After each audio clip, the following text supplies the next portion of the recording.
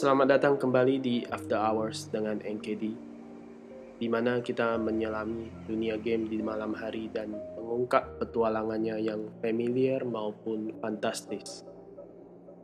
Malam ini kita akan berlayar ke perairan berkabut dalam dunia Dredge, sebuah game yang bukan sekedar tentang memancing, tetapi tentang apa yang kita temukan mengintai di bawah permukaan air. Jadi, ambil minumanmu, duduk nyaman, dan mari kita jelajahi kedalamannya bersama-sama. Cerita kita dimulai dengan seorang nelayan yang sendirian, di mana kapalnya karam di kepulauan misterius yang dikenal sebagai Meros. Kita memainkan peran sang nelayan ini. Ada rasa keterasingan yang langsung terasa, tetapi juga keakraban yang aneh. Seperti tempat ini telah menunggu sang nelayan. Penduduknya aneh, senyum mereka tipis, mata mereka mengelak. Saat sang nelayan menerima pekerjaan sebagai nelayan baru, dia tidak dapat menahan perasaan bahwa dirinya sedang ditarik ke sesuatu yang jauh lebih dalam dari sekedar lautan. Awalnya dia ditugaskan untuk menangkap ikan, cukup mudah. Tetapi laut tidak pernah menjadi teman yang tenang. Pada siang hari, laut adalah hamparan air tak berujung yang penuh dengan kehidupan. Tetapi pada malam hari, ombak tampaknya menyembunyikan sesuatu yang lebih gelap. Kabut bergulung masuk, cahaya perahu sang nelayan menjadi tambatan yang rapuh untuk kewarasan. Dan laut, menjadi sesuatu yang sama sekali berbeda. Perjalanan sang nelayan adalah salah satu perjalanan untuk bertahan hidup, tetapi juga penemuan. Setiap tangkapan membawa potensi untuk sesuatu yang tidak diketahui, sesuatu dari jurang. Keheningan malam yang mencekam memperkuat rasa takut akan hal yang tak terlihat. Dia mulai menyadari bahwa laut bukan sekedar latar, tetapi karakter tersendiri yang memiliki 1000 mata dan rasa lapar yang tak terpuaskan. Tetapi mengapa kita benar-benar ada di sini? Apakah hanya untuk menangkap ikan? Atau ada sesuatu yang lebih dalam yang menarik kita ke tempat ini? Saat sang nelayan melanjutkan perjalanan, dia menemukan relik asing dan makhluk laut yang aneh. Beberapa cacat, yang lain tampak seperti mimpi buruk. Ini bukan sekedar temuan acak. Ini adalah bagian dari teka-teki yang lebih besar. Penduduk pulau masing-masing dengan rahasia mereka sendiri, mengisyaratkan masa lalu yang dirusak oleh tragedi dan sesuatu yang jauh lebih kuno. Salah satu penduduk pulau yang bernama Sang Kolektor mendorong narasi maju ke depan, menawarkan tugas-tugas samar yang mengisyaratkan kekuatan gelap yang sedang bermain. Karakter sang nelayan meskipun pendiam bukanlah tanpa kedalaman. Keputusan yang sang nelayan buat untuk mengejar relik ini, untuk menyelami jurang, bukan hanya tentang bertahan hidup. Game ini tentang menghadapi sesuatu dalam diri sang nelayan. Sesuatu yang mungkin tidak sepenuhnya dia pahami. Semakin jauh sang nelayan melangkah, semakin dia merasakan beratnya keputusan ini. Laut bukan sekedar latar perjalanan. Laut adalah cerminan kekacauan batin sang nelayan, ketakutan dan rasa ingin tahu yang mendorong dia lebih ke dalam ke kedalamannya. Saat sang nelayan menggali relik-relik ini, dia mulai menyadari bahwa relik-relik itu bukan sekedar objek. Itu adalah kenangan, gema dari sesuatu yang telah lama terkubur. Laut membisikkan rahasianya kepada sang nelayan, dan setiap penemuan baru menarik sang nelayan lebih jauh ke dalam ceritanya. Kisah tentang kehilangan, pengorbanan, dan sesuatu yang tidak pernah benar-benar mati. Apakah rasa ingin tahu yang mendorong kita, atau ada hal lain? Apakah kita mencari jawaban, atau kita hanya mencoba bertahan hidup? Seiring perjalanan, jatuhnya sang protagonis ke dalam obsesi menjadi lebih jelas. Batas antara kenyataan dan mimpi buruk menjadi kabur. Perairan yang dulu tenang, kini tampak bermusuhan. Dan makhluk-makhluk yang sang nelayan temui menjadi lebih mengerikan, lebih agresif. Kondisi mental sang nelayan tercermin di dunia di sekitarnya. Semakin banyak yang dia ungkap, semakin laut mengungkapkan sifatnya yang sebenarnya dan mengerikan. Namun, bukan hanya monster di dalam air yang sang nelayan takuti. Monster-monster di dalam pikiran sang nelayan, kesadaran yang merayap bahwa dia adalah bagian dari sesuatu yang jauh lebih besar, jauh lebih gelap.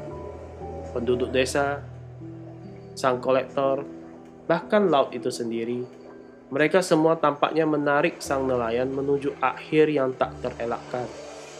Konfrontasi terakhir dengan apapun yang ada di bawahnya.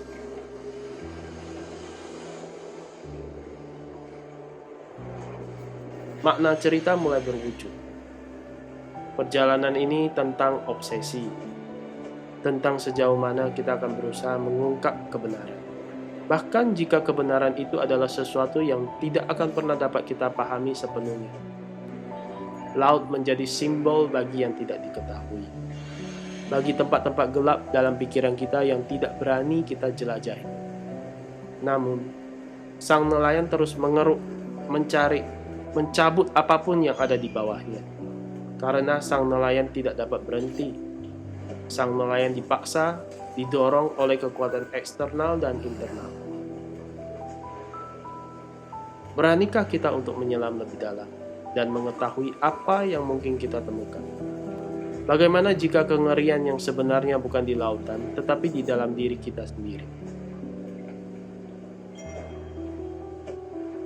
Kisah Drudge berpuncak pada dua akhir yang sangat berbeda, masing-masing dengan implikasinya sendiri bagi sang nelayan. Pilihan yang dibuat, jalan yang ditempuh, semuanya mengarah ke persimpangan dalam narasi yang mencerminkan dualitas jiwa manusia. Satu penyerahan dan satu penebusan.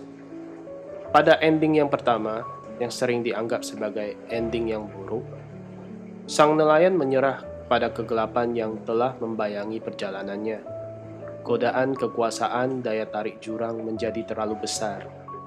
Kunci emas yang dulunya merupakan simbol harapan berubah menjadi instrumen keputusasaan. Sang nelayan itu melepaskan Kraken, kengerian yang tak terhitung ke dunia.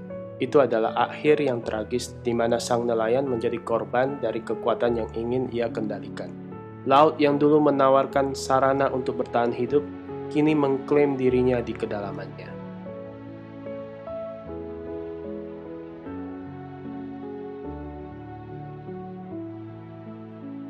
Namun, ending yang baik mengungkapkan lapisan cerita yang jauh lebih dalam dan lebih tragis. Sang nelayan mengetahui kebenaran tentang sang kolektor, sosok misterius yang telah membimbingnya melalui perjalanan berbahaya ini. Sang kolektor sebenarnya adalah perwujudan dari sang nelayan itu sendiri, jiwa yang retak yang lahir dari kesedihan yang tak terbayangkan.